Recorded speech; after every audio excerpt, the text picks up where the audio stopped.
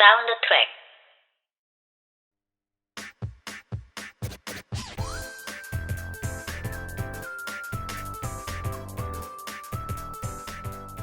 안녕하세요. 저는 H고요.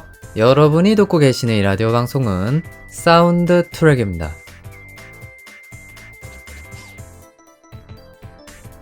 자, 제 13회입니다. 한 회 한 회 차곡차곡 좀 쌓여가는 그런 느낌이 확실하게 있네요. 나름대로 만족감을 느끼면서 오늘도 한번 돌입을 해보도록 하겠습니다. 자, 오프닝이지만은 역시나 오늘도 별로 그렇게 할 말은 없는데, 여러분, 슬슬 이제 기온이 좀 달라지는 게 느껴지죠? 여름의 막바지라는 것이 체감이 되고 있는 그런 시기입니다. 근데 가장 좋은 게 낮 기온은 아직까지 좀 덥고 이런 부분들이 있어요. 그런데 저녁에 시원하다는 거. 그냥 창문 열고 딱 침대에 누워 있으면 솔솔 시원한 바람 혹은 시원한 기 이런 것들이 좀 느껴지거든요. 그래서 잠을 자는 시간이 상당히 쾌적해졌다. 이것만으로도 꽤 의미가 있는 그런 기온의 변화가 아닌가 싶습니다. 계절 변화를 좀 몸으로 듬뿍 느끼고 있는 그런 시기죠. 그래서 또 한 가지 좋은 거는 에어컨 가동률이 상당히 떨어졌다. 에어컨에 의존하고 있던 에어컨과의 주종 관계 이런 것들이 좀 새롭게 갱신되고 있는 상황인데, 여러분들도 그 현황은 그렇게 다르지 않을 거라고 생각합니다. 지금까지 전기요금 걱정으로 상당히 애를 먹으셨던 분들, 이제 힐링하실 그런 시간이 점점 더 가까이 오고 있네요. 어쨌든 가볍게 날씨 이야기 좀 살짝 건네봤고요. 오프닝은 언제나 말씀을 드리지만 짧으면 짧을수록 좋습니다. 이제 본격적으로 사운드 트랙의 간판 코너로 돌입을 한번 해서 다양한 이야기들 펼쳐 보이는 그런 시간 가져보도록 하죠. 몇 초 뒤에 다시 만나도록 합시다.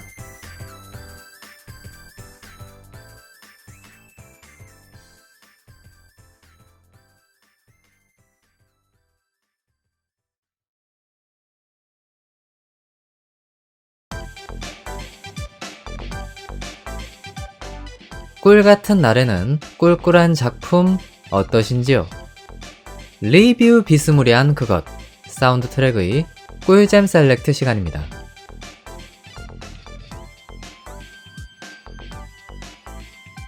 자, 특정 주제에 대해서 제 나름의 감상을 전개해보는 그런 시간이죠. 오늘도 어김없이 제가 소개할 작품을 한번 탐구해보는 시간을 가져봤는데요. 이제 여기에 대해서 짤막하게 프로필들을 소개해보고 어떤 작품을 이야기할 건지 공개해보는 시간을 당연스럽게 가져봐야겠죠.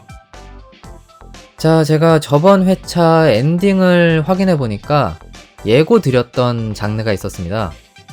나는 이번 회, 즉 13회에 일상물을 들고 나오겠다 라고 여러분들에게 대외적으로 공표를 했습니다만, 제가 이 작품의 장르를 좀 찾아보니까 일상물이 메인이 아니더라고요. 좀 아직까지 납득이 안 되는 부분이 있는데, 이 작품의 공식적인 장르를 좀 살짝쿵 소개해보는 시간 가져보도록 하겠습니다. 우선 이 작품에서 가장 메인이 되는 장르로 언급이 되고 있는 것이요, 다름이 아니라 코미디입니다. 근데 저는 좀 약간 납득이 안 되더라고요.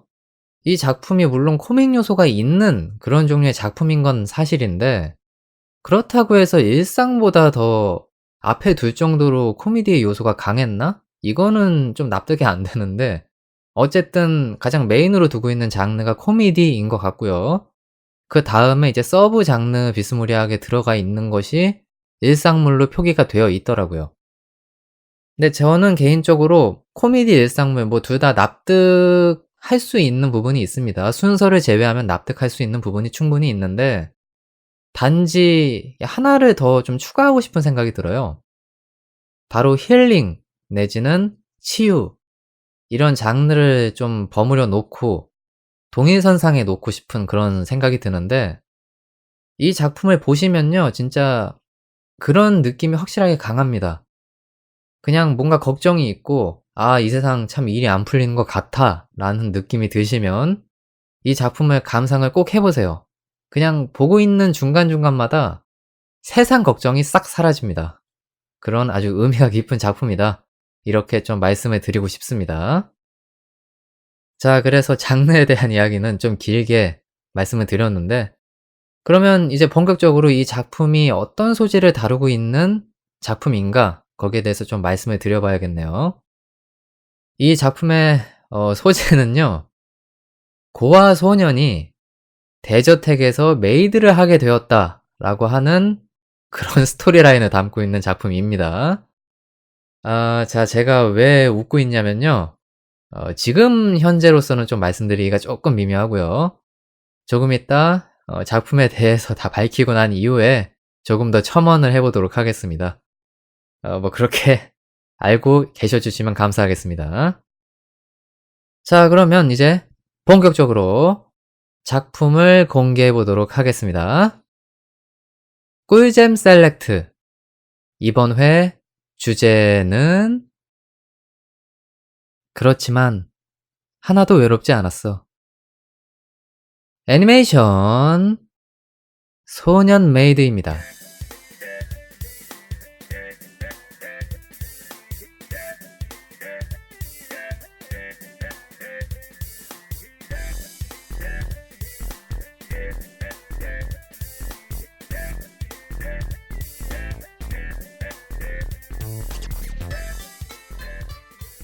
조금 청소를 좋아하는 초등학생 코미야 치히로는 어느 날 갑자기 어머니를 잃고 만다. 그리고 의지할 곳 없는 치히로에게 손을 내민 건 숙부 타카토리 마도카였다. 그렇게 마도카의 대저택에 가게 된 치히로. 하지만 쓰레기로 뒤덮인 저택의 모습을 견디지 못하고 대청소를 시작. 그 모습을 지켜보던 마도카는 본인에게 신세 지는 걸 거부하는 치히로에게 어떤 제안을 한다. 그것은 치히로는 메이드 역할을, 마도카는 생활 환경을 제공한다는 기브 앤 테이크 아니었다. 치히로는 마도카의 제안을 받아들였지만 건네받은 제복은 하늘하늘하고 저택의 더러움은 끝이 없다. 어찌 할 것인가? 치히로.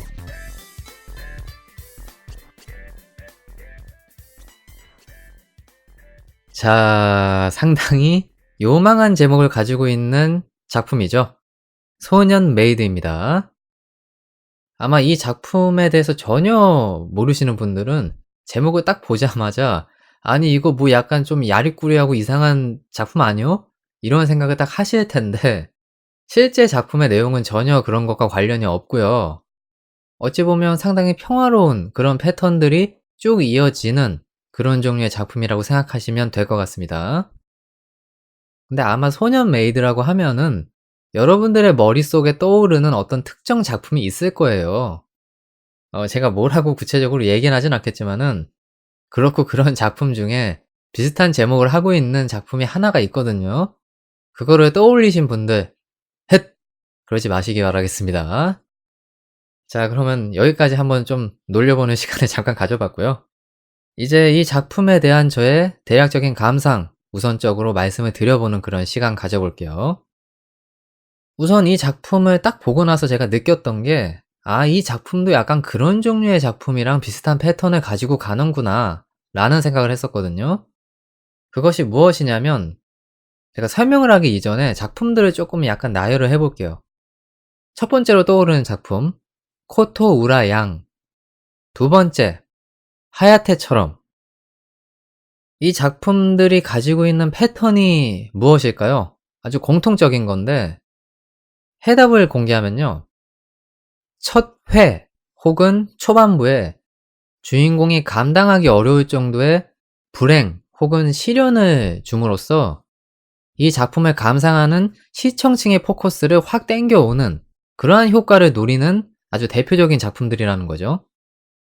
그리고 그 시련의 어떤 서술이 끝나면 그 뒤에는 의외로 굉장히 평이하고 혹은 코미디 요소에 충실한 그런 내용들이 전개가 쭉 되는 그런 종류의 작품들이 있는데, 이 소년 메이드 같은 경우도 그러한 플롯을 상당히 충실하게 따르고 있는 작품이다, 이렇게 말씀드릴 수가 있겠습니다.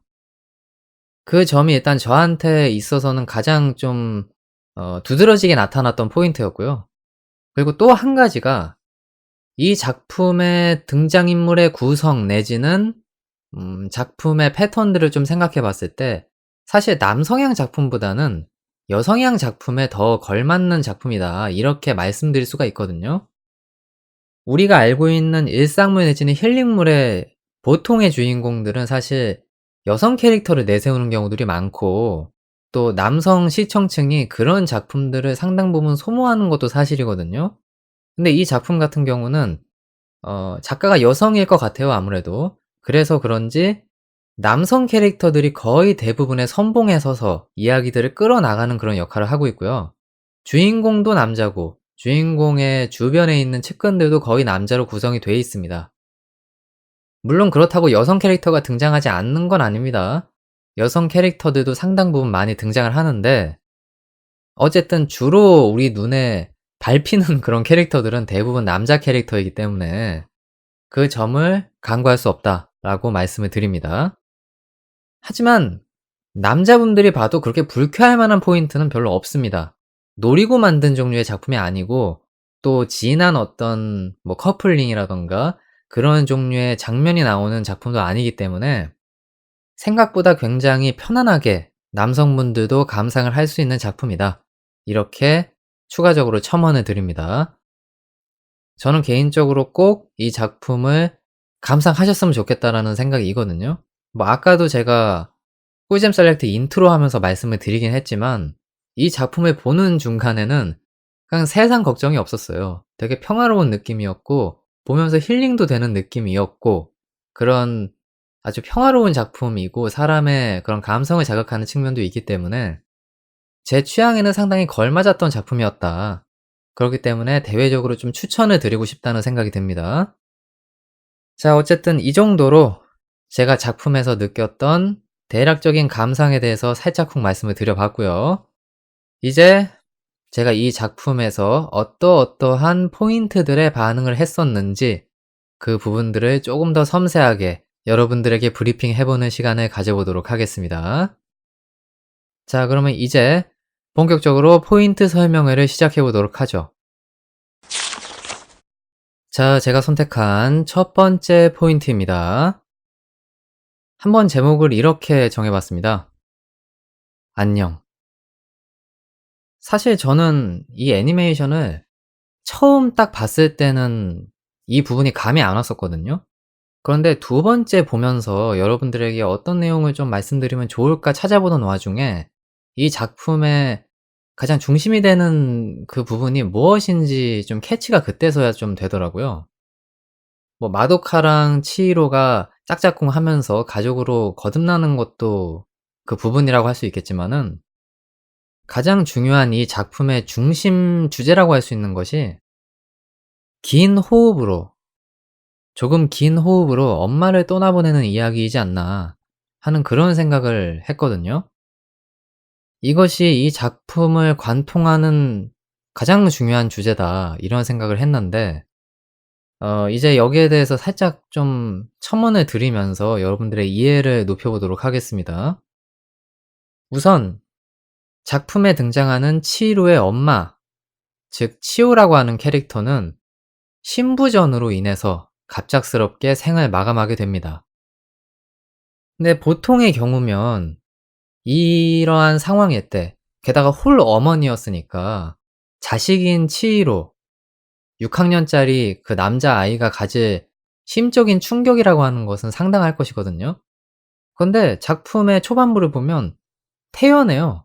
치히로가 보이는 행동이 아주 그냥 태연하고, 별로 자신이 그런 상황에 놓였다는 것에 대해서 불안함을 느끼지 않는 이러한 태도를 보이는데, 저는 이게 실제 그렇게 태연한 성격이어서라고 하기보다는 본인이 그 충격에 대해서 실감을 하지 못하는 것이 아닌가, 이런 생각을 좀 하면서 봤거든요. 그러니까 이 캐릭터가 어느 정도로 태어나냐면 학교에 그냥 아무렇지 않게 등교를 해서 친구들이랑 농담 따먹기를 하거나 하는 그런 모습들을 보이거든요. 근데 어찌 보면은 뭐 그러한 태도를 보이는 게 영 이상한 것도 사실 아닌 게 작품에서 그런 내용이 나오거든요.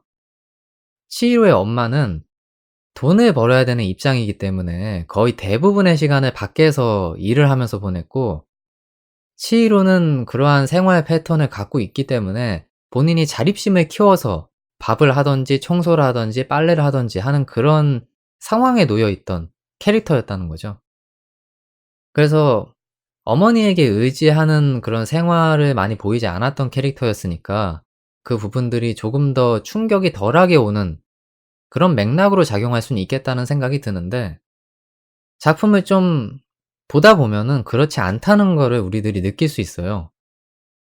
마도카에 의해서 대저택으로 가게 된 그때 극심하게 환경 변화가 생기고 그 상황에 적응하지 못하는 태도를 치히로가 보이거든요.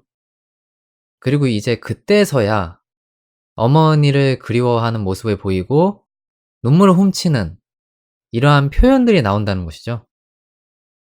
그런 상황으로 생각을 해 봤을 때 마도카와 치히로는 기본적으로 접점이 없는 캐릭터이고, 이 두 명이 잘 어울려서 갈 수 있는 그러한 부분들이 좀 결여되어 있는 모습들을 보이고 있는데, 정말 중요하게 이 두 명이 가족으로 거듭나는 그 연결고리로 작용하는 것이 바로 치히로가 엄마와, 그리고 마도카가 본인의 누나인 치요, 즉 치히로의 엄마와 함께 나눴던 그 추억들, 소소하고 단편적인 그 추억들이 이 두 명을 굉장히 끈끈하게 만들어 주고 에피소드 곳곳마다 산재해 있다, 이렇게 말씀드릴 수가 있는 거거든요. 가장 대표적인 에피소드가 달걀말이에 관련된 내용이었죠. 근데 이거는 뭐 제가 일부러 말씀드리기보다는 여러분들이 작품을 통해서 감상하시는 것이 더 좋을 것 같아서 여기에 대해서 디테일하게 말씀은 드리지 않겠습니다. 어찌 되었던 그러한 모습을 보면서 이 두 명은 서로가 서로에게 있었던 그 추억들을 떠올리거나 혹은 말하고 이해하고 교감하면서 그 치오라고 하는 캐릭터가 비워둔 자리, 그 자리를 서로가 서로의 추억들로 다시 채워나가고 가족으로 거듭나는 그러한 모습을 보이면서 우리들에게 소소한 감동을 주는 측면들이 있거든요. 그리고 여운을 주는 거는 역시나 또 말할 필요가 없고 말이죠. 그러니까 그런 걸 보면 일생이라는 건 그런 것 같아요. 서로가 서로에게 있어서 새로운 체험을 제공하고 또 빈자리가 생기면 그 부분들을 감내하고 또 치유받는 이러한, 말 그대로 기브 앤 테이크인 거죠. 그래서 어쨌든 이 작품에서는 이야기가 전개되면 전개될수록 치우라고 하는 캐릭터, 치루의 엄마가 굉장히 중요한 포지션을 차지하고 있다는 걸 알고 있고, 결코 이 작품과 그 맥락을 떨어뜨려 놓을 수 없다는 걸 우리들이 깨닫게 됩니다. 정말 가장 중요한 부분에서 항상 이 캐릭터가 등장을 하거든요. 그런 것들을 보면 이 두 명의 캐릭터는 아직까지 본인의 어머니 그리고 본인의 누나를 떠나보내지 못하고 있었다. 근데 작품으로 조금 더 전개가 되면 될수록 그러한 응어리들이 희석이 되기 시작하면서 맨 마지막 12회에서 어머니를 이제는 좀 자유롭게 떠나보내게 해 주는 그러한 이제 묘사가 등장하는 것이 아닌가 하는 그런 느낌으로 저한테 다가왔다는 거죠. 뭐 물론 여러분들도 감상을 해 보시면 그 맥락들이 캐치가 되든지 혹은 저랑 좀 상반되는 의견을 가지고 계신 분들이 생길 수는 있는데, 저의 어쨌든 감상으로는 그런 부분들이 상당히 크게 좀 작용을 하지 않았는가, 이런 식으로 생각을 좀 하게 되었습니다. 여러분들은 어떤 생각을 가지고 계셨는지 자신만의 감상을 한번 가슴속에 품어 보시길 바라겠습니다. 자, 제가 선택한 두 번째 포인트입니다. 어째서. 자, 요렇게 한번 제목을 정해 봤는데요. 이번에는 이 작품을 보면서 느껴졌던 묘한 의문점에 대해서 좀 말씀을 드려보고 싶어서 이 주제를 들고 나왔는데요. 물론 이게 작품에서 불쾌할 정도의 거슬림은 아니거든요. 실제 작품이 가지고 있는 그 평화로운 맥락, 힐링에 가까운 그 맥락들이 있기 때문에 "아 이거 너무 불쾌한 부분이야." 이렇게 이야기할 정도의 사안은 아니지만은, 그래도 아무리 이제 생각을 해 봐도 이 부분이 좀 납득되지 않는 측면이 있어서 말씀을 드려 보겠습니다. 자, 그런데 이것도 약간 배경 설명이 필요한 부분인데요. 우선 아까부터 계속 말씀을 드리고 있는 작품의 아주 중요한 인물, 치요. 이 캐릭터는 집안에서 반대하는 결혼을 했기 때문에 "의절을 당했다."라고 하는 말이 나오죠. 그리고 상당히 부잣집에서 자라왔던 그 초반부의 인생과는 180도 다르게 굉장히 가난하게 아들인 치히로와 살고 있는 모습을 볼 수가 있습니다. 근데 이러한 측면들이 있었는데 작품상에 등장하는 특정 부분들을 계속 살펴보면 마도카와 치오의 우애는 꽤 깊고 돈독했다는 걸 알 수가 있거든요. 그리고 심지어 치오가 이런 말까지 합니다. 오해에서 나왔던 말인데 "혹시 내가 좋지 않을 때 마도카가 날 도와주러 와 줘." 라는 그 대사를 날리거든요. 그리고 마도카는 실제로 그거를 계속 마음속에 가지고 있다가 치오가 사망한 이후에 치오의 자식인 치히로를 거두기 위해서 직접 그 앞에 섰습니다. 여기까지만 보면은 '참 알고 좋은 내용이네.'라는 생각이 들 수도 있는데, 어째서, 어째서 마도카는 그렇게 죽고 못 사는 본인의 누나와의 약속을 이제서야 지키고 있는 것이냐라는 생각이 드는 거죠. 게다가 이제 작품의 또 정황을 약간 또 살펴봐야 될 필요성이 있습니다. 이제 무슨 얘기를 할 거냐면, 마도카가 그렇다고 해서 치히로와 굉장히 멀리 살고 있었던 상황이었나? 라고 하는데 그것도 아닌 것 같거든요. 실제로 마도카의 집으로 이주를 한 치히로가 본인이 다니고 있던 학교를 계속 문제없이 통학하는 모습을 보여주고 있고, 친구들도 치히로의 집에 자연스럽게 왕래를 하고 있고, 또 치히로가 장을 보기 위해서 시장에 가잖아요. 근데 그 시장도 전에 봤던 시장이랑 다르다는 묘사는 전혀 없습니다. 그리고 시장에서 본인이 아는 사람들을 계속 마주치고 있고요. 그러니까 이런 걸 봤을 때 마도카가 치히로와 기본적으로 멀리 떨어져서 살고 있던 가정도 아닌 것 같아요. 그리고 또 한 가지, 이 캐릭터는 애초에 대저택에서 살고 있습니다. 그 정도면은 돈이 꽤나 있는 갑부집 자제인 거를 대략적으로 알 수가 있는 거잖아요. 그리고 본인의 사업도 굉장히 왕성하게 잘 되고 있고요. 그런데도 불구하고 도대체 어째서 왜 치히로나 치유 앞에 나서지 않았던 걸까? 라고 하는 의문점이 계속 머릿속을 맴돌 수밖에 없다는 거죠. 그러니까 이런 생각이 들어요. 얼굴 정도는 좀 비춰줄 수 있는 거 아닌가. 금전적인 도움이라던가 진짜 위급 상황이 생겼을 때 도와주는 거 이외에 적어도 치히로한테 "내가 네 삼촌이야." 라고 얼굴 정도는 비춰줄 수 있는 거 아닌가. 이런 생각이 계속 들었거든요. 애초에 치히로는 어머니를 제외하면 자신과 어떤 혈육 관계인 친척들이 존재하는지도 모르고 있었잖아요. 근데 어째서 아까부터 계속 다시 말씀을 드리는 내용인데, 그렇게 남매가 우애가 참 출중하고 서로 죽고 못 사는 관계였는데도 불구하고 '마도카는 치유에게서 발길을 끊었던 걸까?' 라고 하는 의문점이 머릿속에 계속 남을 수밖에 없다는 거죠. 덕분에 작품상에서 보면 뭐 아까도 계속 말씀드리고 있는 내용이지만 치히로가 "우리 집은 이렇게 잘 살지 않아요. 가난해요 더. 그리고 우리는 친척 같은 거 없어요. 저 다른 아이랑 착각한 거 아니에요?" 이런 식으로 인지 부조화를 일으키는 모습을 계속 작품상에서 볼 수가 있었고, 나중에는 본인의 가족인지 아닌지도 체감이 되지 않으니까 "나는 당신에게 도움을 받고 싶지 않다." 거부감을 표출하는 지경까지 이르렀단 말이죠. 물론 그 이후에 마도카가 열심히 열과 성의를 다해서 가족으로서 함께 뭉치자, 이러한 정성을 보였기 때문에 서로가 서로에 대해서 굉장히 애착을 가지는 그런 관계까지 넘어가게 되었지만은, 치히로의 이해심 내지는 배려심이 없었다라고 하면 과연 이 두 명의 관계가 원만할 수 있었겠느냐. 여기에 대해서는 좀 의문점을 역시나 가질 수밖에 없는 것 같습니다. 뭐 이것이 만화 원작을 보면 좀 설명이 될까요?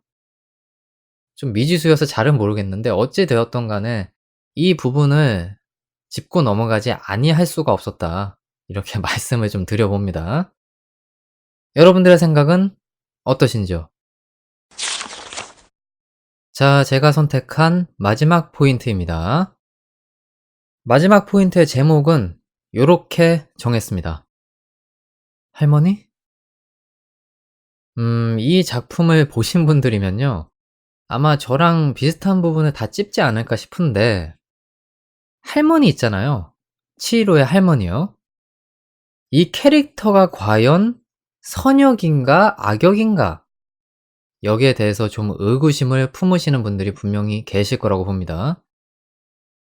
작품상에 보였던 내용들, 치히로와 처음 만남을 가질 때, 그리고 초지일관, 이 할머니가 보이는 태도가 굉장히 차분하고 온화한 모습이었다라고 하는 것, 그리고 과거 마도카의 꿈으로 나왔던 회상 장면, 그거를 봤을 때 공적인 부분에 있어서는 상당히 냉혈한 그러한 모습을 보이는 측면이 있긴 하지만 사적인 측면, 자신의 가족을 마주보고 대할 때의 모습을 생각해 봤을 때 의외로 따뜻함을 품고 있는 그러한 이제 캐릭터로 묘사가 되는 걸 알 수가 있거든요. 그래서 그런 것들로 보면 작가는 할머니를 선역으로 설정하려고 하는 것이 아닌가 이런 이제 논리로 귀결이 되는 건데, 근데 저는 그러한 전개, 우리가 알고 있는 그러한 전개가 나오는 것이 그렇게 좀 긍정적이라고 생각하진 않거든요. 사실 이 작품에서 나쁜 사람은 없었습니다. 다 선량한 사람들인데 어떤 오해가 쌓여 있어서 그러한 결말을 낼 수밖에 없었습니다. 이런 식으로 설명하는 패턴이 나오는 거 아닌가. 좀 그러한 부분들이 걱정이 되거든요. 뭐 사실 작품의 패턴으로 생각을 해보면 그러한 식으로 결론이 나도 그렇게 어울리지 않는 건 아니에요. 애초에 이 작품이 뭐 갈등과 갈등을 다루고 있는 사람의 스트레스를 유발하는 종류의 작품이 아니라 철저하게 일상물적이고 힐링물적인 그런 측면을 타고난 작품이어서 방금 제가 말씀드린 그런 식의 결말이 난다고 해도 납득이 되지 않는 건 아닌데 그냥 저의 호불호의 영역인 거죠. 그리고 이 부분을 생각해 보다 보니까 아까 전에 마도카와 관련된 그 맥락, 포인트, 이 부분에 대한 의문이 다시 한번 좀 샘솟게 되는 거죠. 동일한 의문인 거예요. 할머니를 바라보는 그 의문점이랑 마도카를 바라보는 그 의문점, 이것이 거의 뭐 일맥상통한다라고 말씀을 드릴 수가 있는 건데, 뭐 혹시 그런 가능성이 내포되어 있을 수는 있죠. 치호가 굉장히 강직한 엄마였기 때문에 "아이, 우리 지금 의절한 사이이기 때문에 저한테 금전적인 거 혜택, 얼굴 비추는 거 일절 하지 말아 주세요. 사람을 뭘로 보고 말이야." 이러한 생각을 가지고 있었던 캐릭터였을 수도 있죠. 그런데 잘 모르겠어요. 그렇진 않을 것 같은데 만약에 그렇다고 하면은 좀 약간 깬다 이런 느낌이 또 드는 게 사실이거든요. 어쨌든 뭐 할머니에 대한 그 포지션, 이거에 대해서 우리들이 좀 생각해 볼 여지들을 제공하는 몇 가지 대사들을 준비해 봤습니다. 여러분들도 같이 한번 탐구를 해 보도록 하죠. 일단 9회에서 나왔던 할머니의 대사가 있는데, 치히로가 자신이 생각한 것보다 훨씬 더 착한 아이라고 하는 그런 확신에 찬 상황에서 독백으로 혼자 이야기하는 내용이 나오는데 이런 대사를 날립니다. "차라리 그 애를 우리 집에 데려올까?"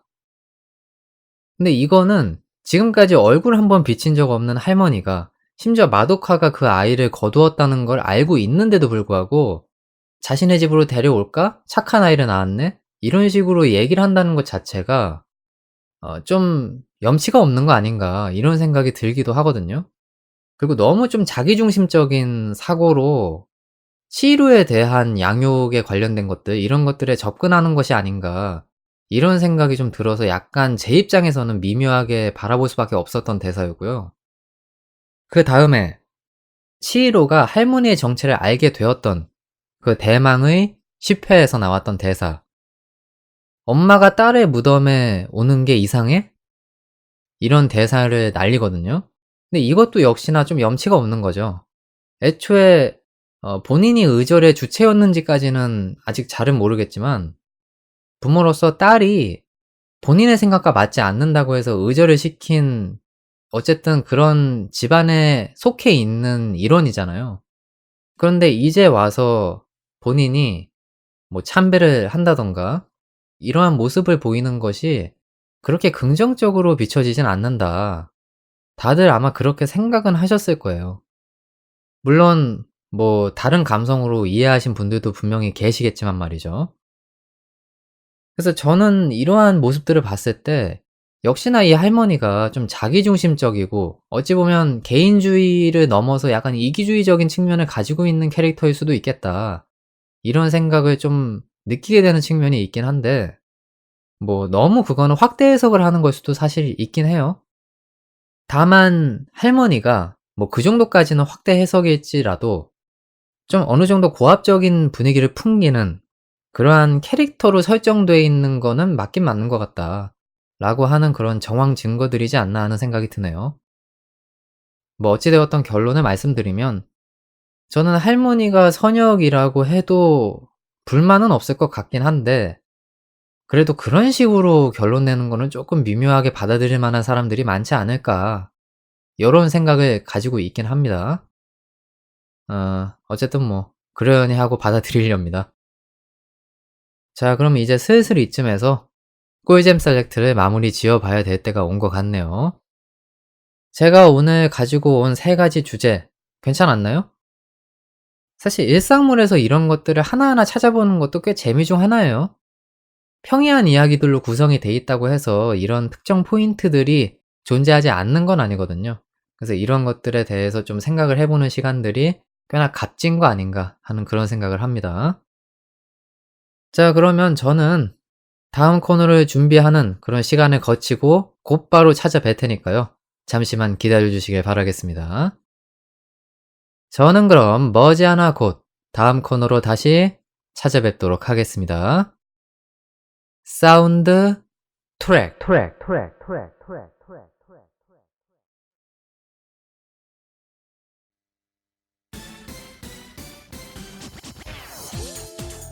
잼 없는 날에는 잼잼한 펀치 어떠신지요? 비판 비스무리한 그것 사운드 트랙의 노잼 셀렉트 시간입니다. 자, 대외적인 비판 여론을 탐구해보는 시간이죠. 오늘도 어김없이 돌아왔습니다. 그러면 인트로는 인트로답게 이 작품에 대한 대외적인 평가 내지는 여론 이런 것들에 대한 분위기를 좀 여러분들에게 먼저 말씀을 드려야 되겠네요. 대체적으로 이 작품을 바라보는 시선들은 긍정적인 것들이 많았습니다. 특히나 제가 찝었던 것처럼 힐링물로서의 그 가치를 굉장히 높게 평가하는 분들이 많았다. 이 부분을 간과할 수는 없을 것 같아요. 다만 이 작품은 미소녀 일상물이 아닙니다. 그렇기 때문인지 남성분들의 진입장벽이 상당히 높다. 이 부분에 대해서 무시할 순 없다라는 생각이 들더라고요. 근데 이 작품 여성향일까요? 아닐까요?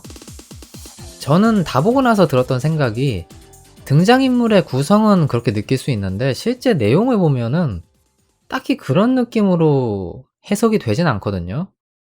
그런데 대다수의 분들은 이 작품을 특정 색안경을 끼고 보시는 경우들이 많더라고요.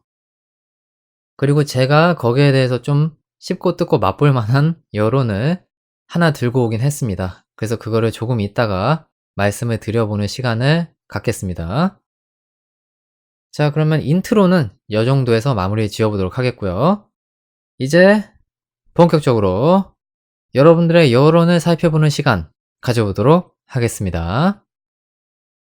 애니메이션 소년 메이드를 감상한 당신 무슨 생각하니?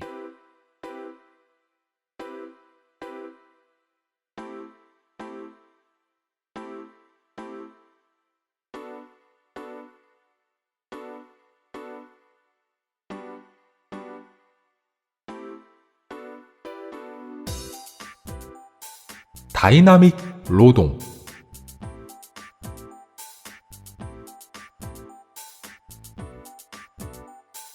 미소년이 정이다.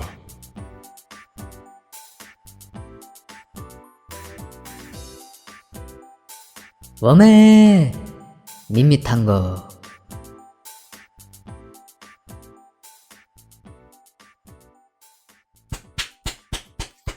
예, 잘 들었습니다. 이것이 바로 당신네들의 시선이었습니다. 오늘도 어김없이 씹고 뜯고 맛보고 즐겨볼 만한 다양한 주제들이 준비가 됐죠. 그리고 각각의 색채가 굉장히 또렷한 그런 내용인데 여기에 대해서 제가 코멘트를 스리슬쩍 남겨보는 그런 시간을 가질 수 있겠네요. 이제 여러분들의 여론을 살펴보러 떠나겠습니다. 자, 여러분들의 첫 번째 시선입니다. 다이나믹 노동. 자, 이게 무슨 의미일까요? 제가 좀 찾아보니까 애니메이션 리뷰글 그리고 댓글에 꼭 이 부분을 짚는 분들이 계시더라고요. 그러니까 이게 보는 사람에게 있어서는 굉장히 거슬리는 주제 중 또 하나였던 모양입니다. 그래서 이거를 본의 아니게 역시 들고 올 수밖에 없었는데 뒤에 노동이 붙었잖아요. 자, 그러면 뭐겠습니까? 이 작품에 등장하는 치히로가 근로기준법을 위반한 그런 사례에 해당하는 거 아니냐, 이런 식의 시선을 보내시는 분들이 계시더라고요. 그래가지고 저도 이 관련 법규를 좀 찾아봤는데 근데 아쉽게도 제가 뭐 법에 대해서 워낙에 문외한이고 또 뭐 변호사 같이 전문적인 그런 법을 다루는 사람한테 조언을 구한 경우도 아니기 때문에 제대로 된 정보를 잘 제공할 수 있을진 모르겠습니다. 그냥 재미 정도로만 이해를 해서 들어주세요. 제가 어쨌든 법규를 좀 찾아봤는데 근로기준법에 이게 명시가 돼 있는 모양입니다. 15세 미만인 자는 근로자로 사용하지 못한다. 이게 명시가 돼 있는데 참고로 이 15세 미만이라고 하는 기준이 학교에 다니지 않는 그 기준을 얘기하는 것 같아요. 학교에 다니고 있으면은 18세 미만인 자는 근로를 할 수 없다, 이런 식인 것 같아요. 혹시나 자세한 정보가 필요하신 분들은 직접 인터넷에 검색을 해보시기 바라겠습니다. 근데 여기도 예외 조항이 하나가 있더라고요. 대통령령을 기반으로 하는 취직 인허증이라는 게 존재하는데 이거를 고용노동부 장관한테 받으면 일을 할 수 있는 모양입니다. 뭐 어쨌든 그거는 그거고요. 이 법을 어기면 어떠한 형벌을 받느냐, 여기에 대해서도 말씀을 드릴게요. 2년 이하의 징역 또는 1천만 원 이하의 벌금에 처하게 된다 라고 합니다. 그러니까 여러분들 중에 혹시나 이런 상황에 놓여 계신 분이 계시면은 개심하시고요. 이런 일을 벌이지 마시라 말씀을 드려봅니다. 알아두면은 뭐 나름대로 쓸모가 있을지도 모르는 미묘한 잡학사전 한번 시전을 해봤고요. 다시 본론으로 넘어오도록 하겠습니다. 자, 그러면은 작품에 등장하는 치히로는 이 기준에 해당이 되느냐, 그걸 따져봐야 될 텐데 일단 초등학생 6학년입니다. 나이가 걸리죠. 그리고 이 캐릭터 집에서 청소 노동과 빨래 그리고 밥을 하는 등의 강도 높은 노동을 하고 있다라고 하는 묘사가 곳곳에 등장을 하고 있죠. 일단 그 대저택을 혼자 거의 주무르다시피 하는 정도로 청소를 하니까, 그리고 그 청소가 정말 디테일해요. 창틀에 쌓인 먼지부터 시작해서 부엌에 있는 다양한 어떤 더러운 것들, 이런 것들에 대해서 결벽증 내지는 강박증에 해당할 정도로 정성을 들여서 청소를 하는 걸 볼 수가 있거든요. 근데 이게 좀 미묘해지는 것이 이 캐릭터는 이거를 남이 시켜서 하는 게 아니고 본인이 자발적으로 하는 겁니다. 뭐 역시나 같은 얘기 또 할 수밖에 없을 텐데 관련 법규를 좀 찾아보니까 가사노동 같은 경우에는 강도가 센 정도가 아니면은 이해해주는 것 같다라는 그런 코멘트가 있더라고요. 근데 이 캐릭터가 강도 높은 노동을 하고 있는 건 맞는데 일단 기본적으로 본인이 거의 놀이에 가깝다고 생각할 정도로 이 행위에 심취해 있는 모습을 보이고 있단 말입니다. 뭐 예를 들면 7회에서 본인이 워낙에 청소를 좋아하니까 아예 청소를 할 수 있는 직군 중에서 갑부가 될 수 있는 그러한 것들을 좀 따져 보니까 호텔왕을 하면 되겠다. 그래서 이거를 장래 희망으로 발표하는 그런 모습이 나오고, 또 8회에서는 크리스마스 선물로 본인이 체크해 놓은 청소기를 받으니까 좋아 죽는 그런 묘사가 나오거든요.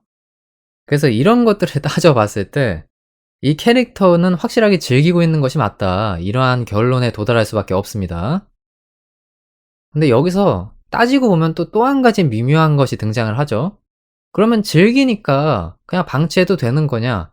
이런 논리로 귀결이 되는 건데, 사실 실제 이것도 아동 학대의 범주에 속하는 것이 아닐까 하는 의구심이 드는 게 사실이에요. 본인이 좋아한다고 해서 그 강도 높은 어떤 행위를 하는 걸 방치하는 것이 아이한테 결코 좋을 수는 없거든요. 뭐 실제로 이 캐릭터가 청소에 심취한 나머지 감기에 걸린 에피소드도 있으니까 그것들을 생각해 봤을 때 확실히 좀 문제가 있다라고 느낄 수는 있는 거죠. 근데 이거는 진짜 해석하기에 나름일 것 같아요. 저는 어디에 정확히 손을 들어줘야 될진 모르겠는데, 어쨌든 뭐 이 의견에 대한, 이 여론에 대한 저의 생각을 말씀드리면은, 그러니까 저는 별 생각이 없었는데요. 그러니까 이 작품을 보면서 전혀 이 부분에 대해서 고려를 하지 않았었어요. '아유 저 치히로가 굉장히 힘든 가사노동을 하고 있구나. 이거 아동학대네.' 이런 생각을 진짜 일절 해본 적이 없어 가지고 전혀 생각을 안 하고 있던 부분이었는데, 역시 여러분들의 생각은 굉장히 다채롭구나. 이런 거를 좀 새삼 느끼게 됐던 그런 시선이었습니다. 아 뭐 여러분의 시선은 어떠하셨는지요? 저는 뭐 어쨌든 별 생각 없었습니다. 자, 여러분의 두 번째 시선입니다. 미소년이 정이다. 요런 의견이 있었는데요. 자, 여기에 대해서도 역시 첨언을 드릴게요. 작품에 대한 감상 곳곳을 뒤져보면 흑발을 한 반바지 미소년이 나온다고? 오야. 요런 댓글을 남기시는 분들이 굉장히 많았어요. 사실 이거는 진지하게 남긴 거라고 하기보다는 드림 내지는 뭐 혹은 미소년을 사랑하는 그런 소수 취향인 분들이 계시겠죠. 이제 그런 분들이 접근을 하는 식으로 이렇게 댓글을 다신 건데, 뭐 여기서 제가 아까 전에 인트로에서 말씀드렸던 그 쟁점화가 등장하는 겁니다. 이 작품은 여성향 작품에 가깝고 등장인물들이 남성으로만 구성이 되어 있기 때문에 거부감을 느끼기 딱 좋다라고 하는 거죠. 근데 이거는 철저하게 남성 시청층을 대상으로 하는 비판 여론인 겁니다. 남성 시청층 입장에서는 당연히 본인들이 보고자 하는 여성 등장인물들이 많이 다뤄지지 않는 그런 종류의 작품이기 때문에 거부감을 느낄 수 있고 진입장벽이 높다 이렇게 여길 여지가 있는 거죠. 하지만 여성 시청층의 입장에서 생각을 해봤을 때는 여성향 작품에 근접한 것처럼 보이긴 하니까 긍정적인 시선을 보내는 경우들도 많이 있을 거라고 봅니다. 근데 저는 어떻게 느꼈냐면, 일단 이 작품이 판매량으로 생각해 봤을 때 사실 그렇게 높은 판매량을 구가했던 작품이 아니거든요. 2 기를 기대할 수 없는 좀 미묘한 판매량을 보였던 걸로 알고 있습니다. 그런 거를 생각해 봤을 때 여성 시청층 입장에서도 '호불호가 좀 혼재해 있는 거 아닌가.' 이렇게 받아들일 수밖에 없다는 거거든요. 우리들이 잘 알고 있는 프리, 여성향 작품 중에서 잘 만들어진 수작으로 평가를 받는 그 작품이 있죠. 그거를 생각해 봤을 때 여성분들이 확실하게 눈요기를 할 수 있는 그런 자극제를 함께 제공하고 있는 작품이란 말씀입니다. 근데 이 작품은 제가 계속 주장하고 있는 것처럼 여성향 작품의 틀을 갖고 있긴 하지만 남성의 입장에서 부담스러운 장면이 일절 등장하지 않습니다. 그렇다는 거는 여성층의 입장에서는 좀 밋밋한 작품으로 비춰질 만한 여지들이 많다는 거죠. 자극이 부족하다. 이렇게 한마디로 좀 정리를 할 수 있지 않을까 싶습니다. 하지만 제가 이 시선에 대해서 보내는 생각은요. 이 작가나 제작진이 잘못된 판단을 내린 거라고 생각하진 않아요. 왜냐면 이 작품이 가지고 있는 기본적인 정체성이 힐링물이기 때문에. 만약에 뭐 연애물이라던가 어떤 특정한 그런 장르를 좀 노리고서 강도 높게 진행을 했던 그런 작품이라고 하면은 평가가 갈릴 수밖에 없겠지만은, 이 작품은 일상과 힐링을 동시에 충족하고 있는 작품이거든요. 근데 이런 작품에 어떤 특정 층을 대상으로 하는 그런 노림수를 넣는다고 하는 것이 결코 이 작품을 긍정적으로 비춰질 수 없게 만드는 포인트로 작용할 것이다, 라고 하는 생각이 전 강하게 더 듭니다. 남성층에게 어필하기 위해서 요러요러한 작품의 어떤 그런 부분들을 집어넣어야지 라고 하는 거랑, 그냥 '내가 갈 길 간다. 수용할 층은 수용하세요.' 라고 하는 그런 접근이랑은 기본적인 맥락이 다른 거거든요. 그래서 저는 어쨌든 이 작품을 수용하는 그 층이 존재하는 한은, 그리고 이 작품이 기본적으로 평화로운 이야기를 지향하는 그러한 부분이 있는 한은, 이 틀에서 벗어나는 거는 오히려 소탐대실이 될 수 있다, 그런 생각이 드네요. 뭐 이 정도로 저는 제 의견을 맞춰 보도록 하겠습니다. 자, 여러분의 마지막 시선입니다. 웜의 밋밋한 거. 자, 요런 시선이 있었는데요. 이게 과연 무엇을 의미하는 걸까요? 다시 한번 해석의 시간을 가져봅시다.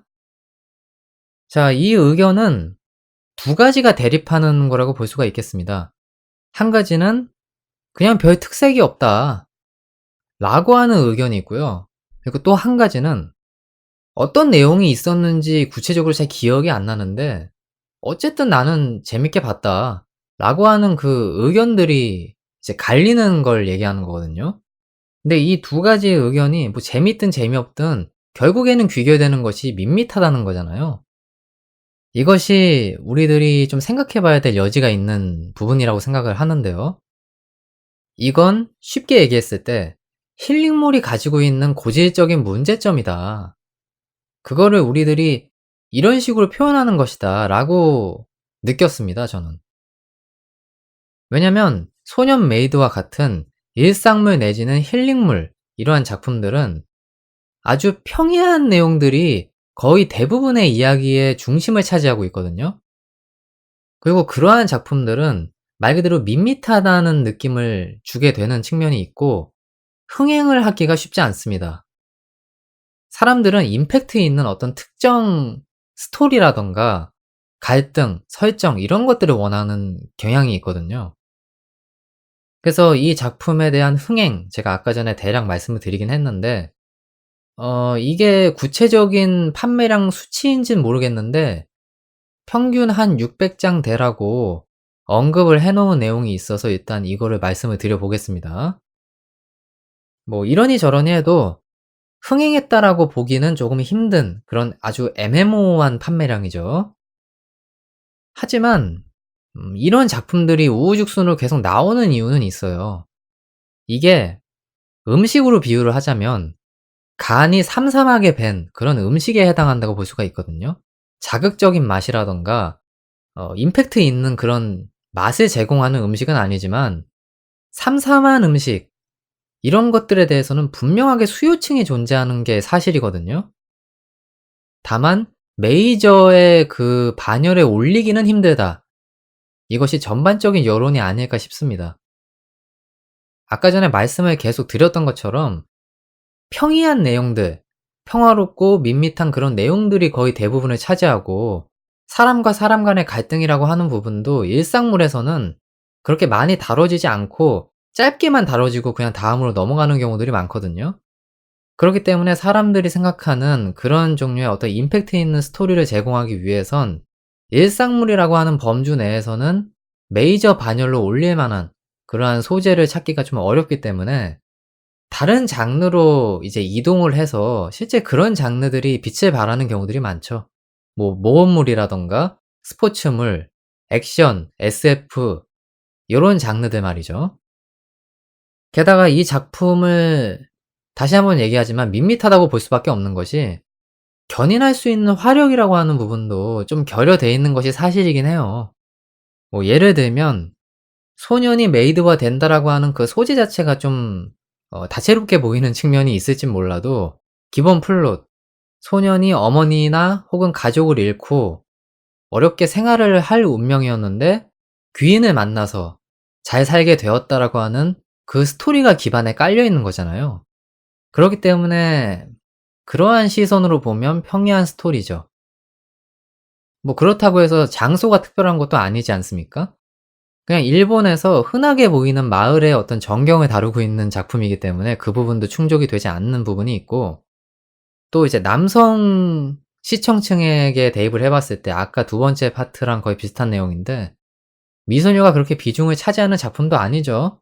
그것도 역시나 맹점으로 일부 시청층에게 작용을 하는 부분이 있죠. 근데 그렇다고 해서 우리들이 연애 노선이라고 지레짐작할 수 있는 그런 떡밥들이 많이 투척이 되는 작품이냐? 이것도 아니란 말이죠. 그래서 여러모로 밋밋하게 느낄 수밖에 없었던 것 같다라는 생각이 듭니다. 근데 메이저 반열에 오른 작품들을 생각해 보면은 다들 지금 제가 열거한 특징들 중에서 한두 가지 정도는 충족을 다 하는 것 같아요. 뭐 예를 들면 논논 비오리 같은 경우를 생각해 보면 장소가 독특하잖아요. 시골이라고 하는 그 배경을 차용해서 거기에서부터 임팩트를 끌어내는 그런 작품이기도 하고, 케이온? 이런 작품 생각해 봤을 때 밴드를 하는 여고생이라는 그 소재가 독특하잖아요. 그것도 역시나 제가 말한 그 열거한 내용들에 충실하게 기반을 두고 있는 부분이다라는 생각이 듭니다. 그래서 아마 여러분들이 이 작품에 대해서 좀 불만족스럽게 생각하는 그런 부분도 없진 않은 것 같다라는 결론에 도달하게 되네요. 그런데 뭐 저는 어찌 되었든 간에 재미있게 봤어요, 진짜.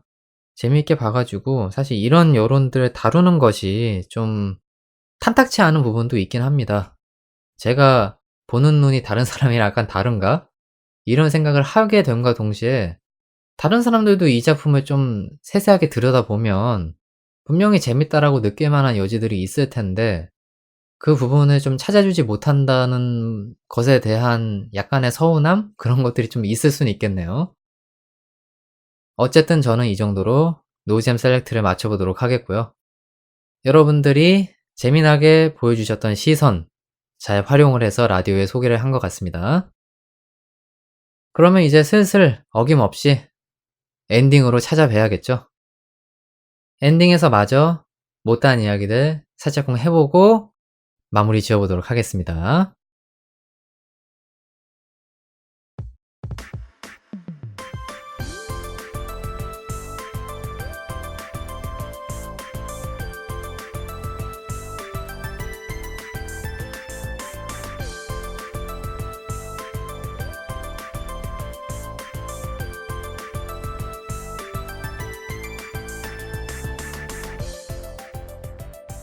자, 여러분.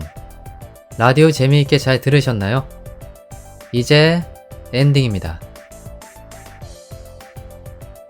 오늘도 길고 길었던 13회를 딱 마치고 돌아가는 저의 발걸음이 아주 가볍겠다는 그런 생각이 드네요.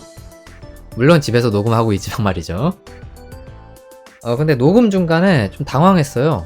갑자기 비가 내려가지고 이거 비 내리는 소리가 라디오에 들어가면은 굉장히 좀 거슬릴 텐데 이거 뭐 편집을 해봐야 알겠지만은 좀 약간 걱정이 됩니다. 기상이변에 대한 부분이어가지고 불편하신 분들에게 어찌되었든 좀 사죄의 말씀을 드리도록 하겠습니다. 다음에는 좀 일기예보를 착실하게 봐야 될 것 같아요. 어쨌든 그 부분은 뭐 그 부분인 거고, 여러분 이제 슬슬 녹음의 기준으로 추석이 찾아오고 있습니다. 네, 추석이 거의 코앞이에요. 그런 상황인데 여러분들에게는 이제 연휴와 함께, 그리고 뭐 저한테도 마찬가지긴 한데 힐링의 어떤 시간이고 오랜만에 가족들 만나는 그런 시간들이죠. 그런데 이게 라디오의 입장에서 생각해 봤을 때는 그렇게 좋은 것이 아닙니다.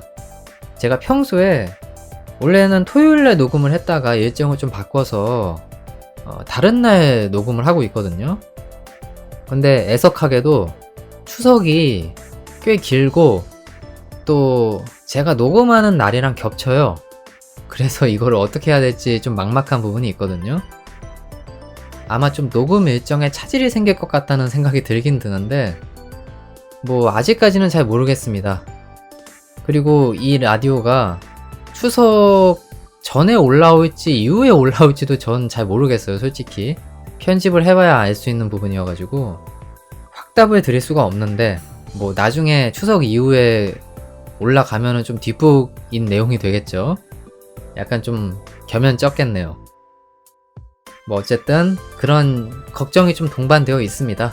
어떻게 될지 모르겠지만 그래도 최대한 빠르게 여러분들에게 찾아뵐 수 있도록 녹음 일정을 다시 한번 잡아보도록 할게요. 자, 그리고 여기서 이제 슬슬 맞춰야 되는데 그냥 맞추면 안 되죠. 다음 회에서 제가 어떤 장르를 볼 것인가 어김없이 말씀을 드려야 될 텐데 다음 회차도 아마 일상물을 보게 될 것 같습니다. 보통은 제가 일상물 한 편 보고 나면 다음 회차는 좀 다른 장르를 갖고 오거든요. 그런데 일상물입니다. 예, 일상물입니다. 다만 좀 독특한 소재를 다루고 있긴 해서 이 작품은 꽤나 다채롭게 얘기할 만한 부분들이 많을 것 같아요. 그런 기대를 좀 안고 여러분들에게 찾아뵐 날을 기다려보도록 하겠습니다. 자, 그러면 이제 진짜로 맞춰야 될 시간이 다가왔네요. 모두 추석 잘 쉬시고요. 건강한 모습으로 다음 회차에 다시 찾아뵙도록 하겠습니다. 인사드릴게요. 좋은 하루 보내세요. 지금까지 사운드 트랙이었습니다.